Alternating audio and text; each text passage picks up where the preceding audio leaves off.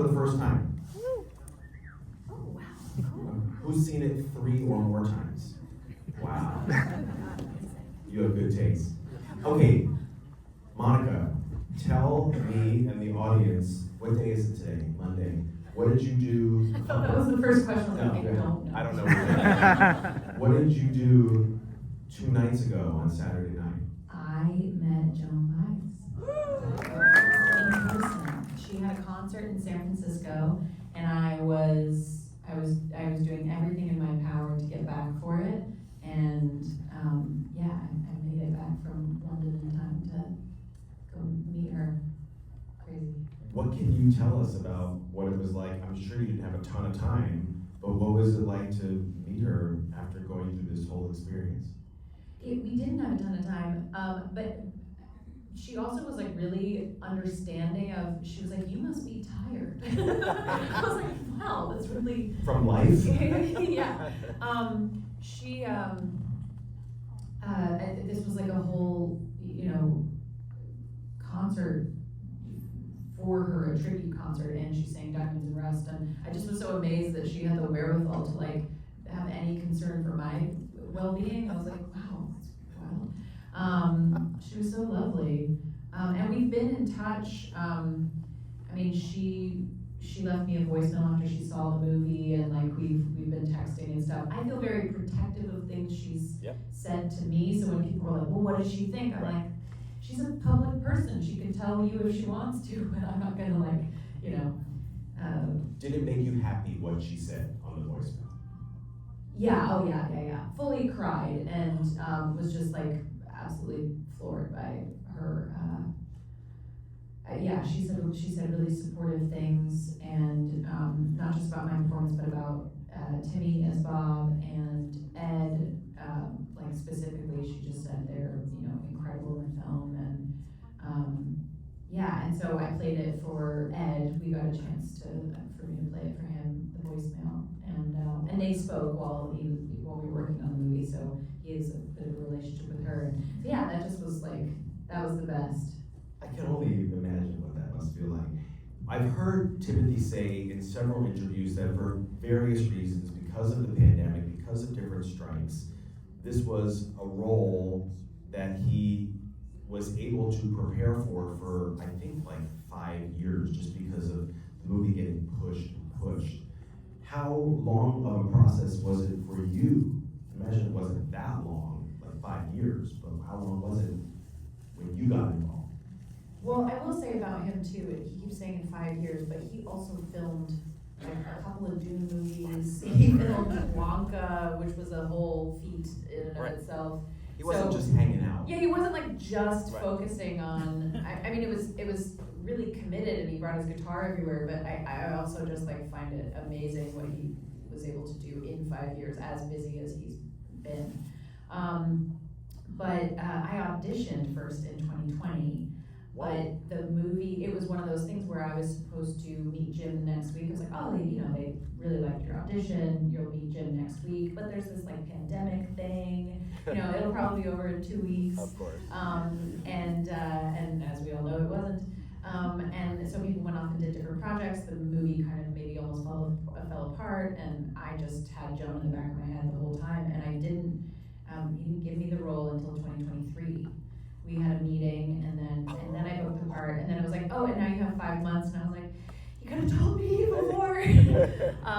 So yeah, I just like overhauled my entire life and was like, okay, I gotta learn how to sing, I gotta learn how to play guitar, and then the strikes happened, and we weren't allowed to train with our coaches, of which I had a few wonderful coaches along the way. But we had to just sort of like solo take on the training during that time. And that's when I started playing and singing sort of at the same time. And then there were like a few months more, and by the time I filmed the movie, it was like almost a year that I had to learn to sing and play. So full disclosure, Monica and I did an interview last night at the Santa Barbara Film Festival, but it was very quick. But I was asking you what your singing background was, and I honestly didn't know the answer. And if you had told me last night, like, oh yeah, sang a lot in high school and sang, I've done gigs here and there, I would have been like, sure, that makes total sense. You just had to like change it up a little bit to make it sound more like Joan Baez. And you're like, no, really didn't say much at all until like got this part. But now that I have a little bit more time with you, how did you even know that you could do it? I mean, I sang like at home. Right. I think I was like that. I think I was maybe bold enough of an actor to. I feel like I auditioned for things along the way where I'd sing, or in acting class you'd sing a little ditty. People were like, nice voice. And you're like, oh, okay, but like you don't really take it seriously. And I think I was just sort of I don't know, going for it with the audition, because I sang for the audition. And I knew I could like sing on key, but I just, I don't know, I guess like this has been that learning experience.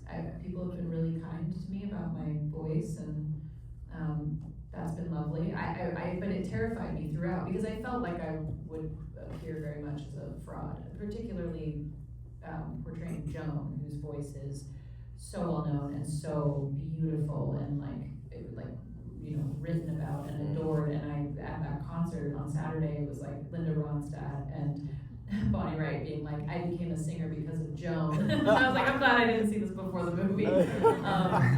It's those big shoes to fill, and just was like terrified every single day. Are you able, now that it's over, are you able to listen just to your audio recordings? Do you ever, no? No, I'm like the worst person to watch this film with, because I can't hear. You try so hard to get something so exact that like it just becomes hard not to hear where you didn't achieve that. Like there are bits and pieces where I'm like, oh yeah, okay, she's close. But like I'm so obsessed with Joan's voice that like it's not, but that's kind of like when you do comedy, it's like, it's not for you, the laughs aren't for you, the pain or the whatever your character is experiencing in extreme is your process, and the audience gets to laugh. And I feel a little bit that way about the singing, like it was for me to be tortured over, and like hopefully for other people to enjoy. Did y'all enjoy it? Yeah.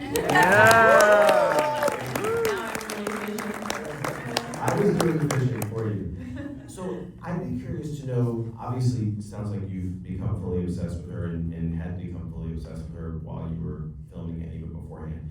Was there like a piece of footage or a story or a fact or something that you encountered or found or learned about her that was particularly helpful for you to unlock the performance?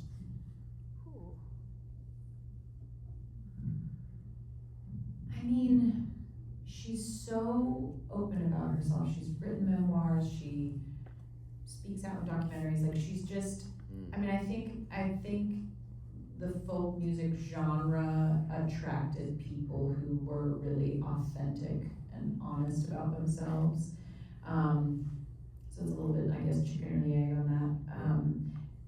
It's a music form that is about authenticity, when at the time in the world, like especially in America, they were trying to sort of like cover up and heal after World War II, and just sort of like push commercialism in kids' faces, and then these kids are in their early 20s like, this doesn't make any sense, and there's so much like collective trauma that I think they were trying to like express something about.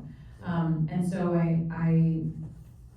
she just has that about her. She's just really honest still in concert, just like she tells it like it is. I love it.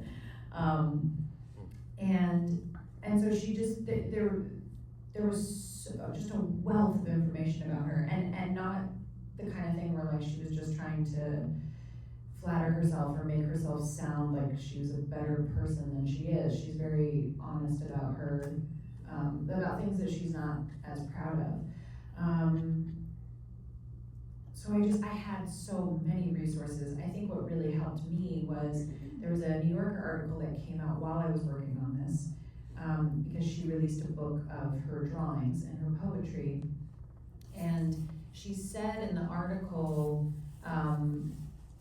it was about like not perfecting the artwork, because as soon as you're trying to perfect it, you essentially like you rob it of what makes it interesting.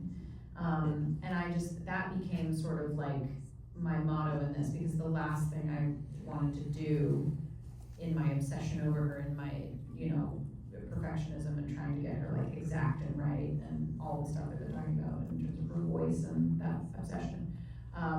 The last thing I wanted to do was rob her of what makes her so interesting, and just that like magnetic essence that she has and spirit, and so I used that was like just kind of a belief structure I tried to inhabit when I would get overwhelmed trying to like get her so right. Since I know there's a lot of actors in this audience tonight, I find it really interesting, James Mangold, the director's decision to make sure I'm getting this right, to not have you and some of the other actors. This is a SAG panel, right? Yes. Yes, yeah. So you... Sorry, I was just like, ooh. This is your people. We've done a lot of these. You will all someday be in this position going, oh yeah, I know why she didn't know where she was. There's been a lot, is basically the answer. Yeah. But you were telling me last night, make sure I'm getting it right, that you, like in Timothy, for instance, you didn't really even get to know him or even really meet him until soon before the shooting was to begin, and it was almost like you guys were in character, not 100%, Yeah. but that's how it worked out. Are you happy it worked out that way? Did you ever dispute decisions like that, where you're like, I don't really think that's necessary, or were you just on board with what Jim Mangold wanted to do? It was all of us that wanted to do that. I mean, I was pretty intimidated in this situation. I mean, I really admired Timmy's work, we all know it. And James is an incredible director, and so I felt I had a lot to prove, and I wanted to be musically proficient by the time I got there, and like, so I had something to show for myself. Because I think, it can be easy to feel sort of like your resume doesn't stack up in a situation like this. And so I wanted to be really ready, and so I was like grateful for the time. I think like sometimes it was a little bit, it was hard because it was at times a very lonely process, like as opposed to Top Gun, where we all got to go to like flight school together and we bonded over all of our, all of the lessons learned on that one. This was like very siloed in a way, and yet once we got there, it was like, I remember sitting with Boyd and talking about like, I was like, oh, like what's Johnny's thing? Like, how does he play guitar? And he was telling me about this like specific technique that Johnny does, and it was actually really cool to kind of all meet as musicians, and that, like you said, like felt more, that was more accurate or like more true to the way these musicians actually met. They trained in their own lives, they turned out to be musicians, and then met each other sort of like along the way and in admiration of each other's music abilities. And so those parallels were there, and that was nice. And then like festivals too. Oh. Do you mind? They're like, that's enough. The festivals too sort of felt like what I think maybe festivals might have felt like. We're there all day, we're like, I'm running around barefoot, it's like a mess, and we're doing these long series of performances together, and we have time backstage, and like it felt, I think, truer to like, oh yeah, they might have become friends at this festival because they had, that time on their hands. I think it's interesting, like in the ensemble sense, that we get a lot of questions that I think like there's a bit of this like glorification maybe of like an ensemble, meaning that a cast is like, that they're all best friends. And I think that's like a really nice thing to have, and it's it can be a great sort of like publicity thing to run with, but I think it's also, I was just so amazed by like, each individual's work and getting to experience like coming to set and looking around and being like, oh, you dedicated your own time. You isolated yourself to become, for instance, Johnny Cash or Ed Norton worked for 2 months to get. Right, because Edward Norton was almost a last minute replacement for, I think, Maverick or someone who wasn't able to do it. Yeah. So he came in like last minute. I thought the movie would be derailed. I couldn't imagine what actor of that caliber would like take on a role with only 2 months to prepare. And he crushed it. He's incredible in this movie. He completely transforms in this role, like nothing I've seen him do. Yeah, just to like meet each other in that way. For me, I just felt like I was just more than ever in my life, like stepping into big leagues. I was like, oh, everyone really prepared their character and they're showing up with all this work having been done. And now, you know, we've become friends on the press tour. Like that's where the fun happens. Now you know them as people as opposed to as Pete Seeger and Bob Dylan. Like you know Edward and Timothy. Yeah, totally. For someone like me who, like, as recently as last night has had the recurring dream about I'm back in school and I didn't go to class the whole semester and it's the end of the semester and the test and am I gonna know what to do? If you had a number of months to learn to be proficient in guitar and singing, how did you calibrate it so that you were like, okay, it's 2 months in, I know I'm on track? I mean, or were you stressing out about I'm not far enough along at this point to be ready for when I'm on the set? How did you know that you were progressing at the right rate? I was stressing pretty much every minute of every day for this film, in the best way, like in the way that I crave the work to be. I think probably it's a very common experience. Like acting is the greatest career you could possibly have, like, and aren't we so lucky to get to call ourselves actors? There's also a lot of work out there that is fully legitimate and like pay those bills, but like it doesn't feed that thing inside that like is why we got into this. And I think I've found that often it's the more stressful jobs that do fulfill that thing. I mean, you can have a lot of fun on all kinds of sets, but like, I think we're like a little bit into a certain kind of emotional torture, in the best way. Again, in that way of like a comedy, it's for the audience to enjoy, but like we're discovering something deeper and, you know, more intense. And so, yeah, I mean, I was stressed constantly, for all kinds of reasons. The cast, the director, just everyone being great, Joan being great. And alive. The knowing that I would have to perform live, yeah. The skill set I needed to develop. But I guess like if I were to ever explain this to someone who's about to go through the process, what helped me was just there was specific work to do every day. It's sort of like memorizing something where you're like, the first few times you just simply don't know it, but the more you do it, the more the words come to you.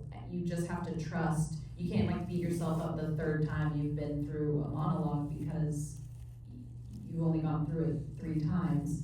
And what helps me, like the literal thing I would do was like tick marks, and like I would keep track. I had like habit trackers, so I was like every day I have to play guitar for this amount of time. I had like metronome, my metronome beats per minute like established, so that I had to play these songs so slow just to get my hands around to get my thumb and my ring finger to pluck at the same time, like took 2 days.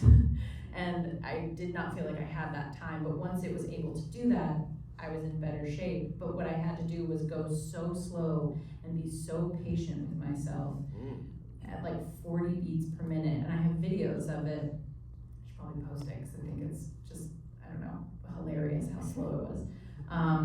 And then it was just so satisfying once I got the beats per minute up to 100. Like, I remember I was playing Don't Think Twice in my house, and I just started, I was playing it, it was comfortable, I started like kind of rushing a little bit, and I looked at the beats per minute, and I was like, oh my god, this is faster than I have to play the song in the movie, and I just started crying, because I was like, oh my god, I can do this now. But that took months, and in all those months I was like, I'm never gonna get there, there's no way. I guess you can trust in acting that like they will frame out your hands if they need to. At the end of the day, like they need you to look good at what you do just as much as you do. But yeah, just like every day making sure I did the thing. A couple last things. So when I first met you a couple years ago with the Top Gun guys, I did a whole chat with like 8 of you. It was like 7 guys and you. Was that also was that the SAG one? It was I think it was SAG at the Paramount. No, it was like an all guild. I don't know, but it was all of you. Yeah. Anyway, but just now as we were walking down the hallway about to come into the theater, we saw a big old poster for the movie Riff Raff starring Lewis Pullman. Yeah, Lewis Pullman's face like the size of my body. Yeah. Hi. And I even saw a photo of Tom Cruise who kind of surprised everybody by coming to a screening of the film in London, where he lives now. Like, what has the response been? Because all the Top Gun people are so tight. What has it been like for you to hear the excitement surrounding this from all of them? It's the best. I mean, that's a fun one where like we really all are good friends and we support each other so much, and it's been just really thrilling to see everyone's journey. I mean, Glenn Powell has popped off. He was supposed to come that day that I invited Tom and I invited Glenn to like see a screening, and Glenn was like, I'm telling you, I was like harnessed, I was up in the air, yelling down to my AD like, do you think I'm gonna make it on time? He's like, I don't think so, man. But it's just like, that's the coolest thing ever. And I'm just so proud of everyone. Danny's Captain America movie is about to come out. Lou's Marvel movie is about to come out, and whatever billboard we just passed that I have not heard of. Riff Raff. Riff Raff is about to come out. See it.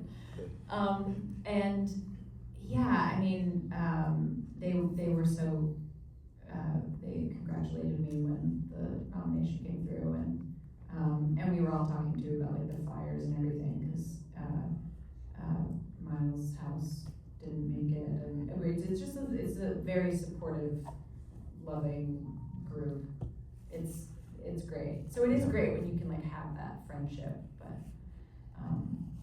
everyone's doing so well. Everyone's doing well. Last thing, I mean, listen, you're now an Oscar nominee because of this performance.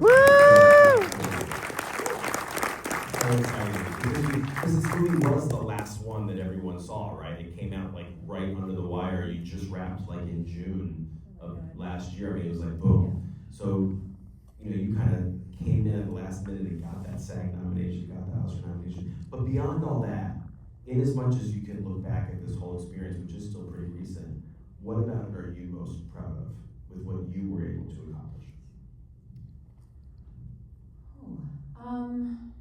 Beats per minute? Kinda. Truly, like, I mean, I think just like, again, I do feel so lucky to get to do this for a living and to get to overhaul my life and spend all my time learning skills at like playing guitar and singing. And like, you just, acting is so special because you have to overcome so many fears to do it, or I do every single day, but I care so much about it, it's like just kind of a non-negotiable. And I feel just very proud of having given it that time. I feel very lucky to have had the privilege of the ability to give it that time because I had worked enough to be able to take that time to train. I don't know, I mean, I think I had like really big shoes to fill with Joan, and then also just the most incredible cast to work alongside, and I think I had a lot of insecurities about like my acting background, and I was in another SAG Q&A and it was like a whole conversation about like so your TV show background, and I think I think it's just really interesting in this industry how people, throughout a career, you're always gonna be like pigeonholed as something. You're a commercial actor, you do TV, or it's constant. And when you're an actor and you aren't working, it's like as though it's this sort of embarrassing profession or something. And that just like drives me absolutely insane. And so I'm like proud that I guess I was able to like put that aside and do the job and show up and surprise people who maybe had that judgment, and surprise myself with beats per minute. But yeah, I don't know. I think that's like why the SAG nomination, I mean, it was my first nomination of all of this, but it was also like actually the more emotional one. Just because I think like, I don't know, we get each other and like we know how hard it is, and as everyone says, like this is a group of your peers. And so I feel like I was like, oh yeah, it's a SAG panel. Oh yeah, I didn't realize.